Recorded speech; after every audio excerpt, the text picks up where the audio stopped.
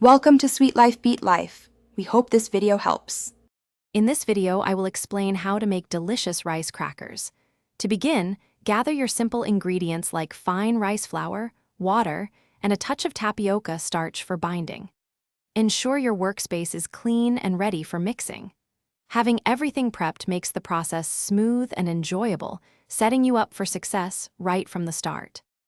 Now, let's get mixing. Combine your dry and wet ingredients, then knead the dough until it's smooth and easy to work with. Next, roll out the dough evenly to about 1/8 inch thick.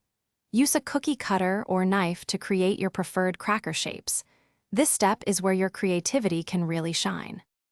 It's time to bake. Place your shaped crackers on a baking sheet and bake them at a low temperature, around 250 degrees Fahrenheit. The goal is to dry them out until they are perfectly crisp and firm, not browned.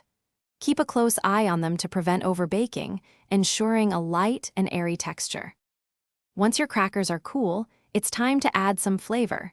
You can sprinkle them with your favorite spices or even brush them lightly with soy sauce for an authentic taste. To keep them fresh, store your delicious homemade rice crackers in an airtight container. They're best enjoyed within 1 week for optimal crispness. Thanks for watching. Consider subscribing if we helped you.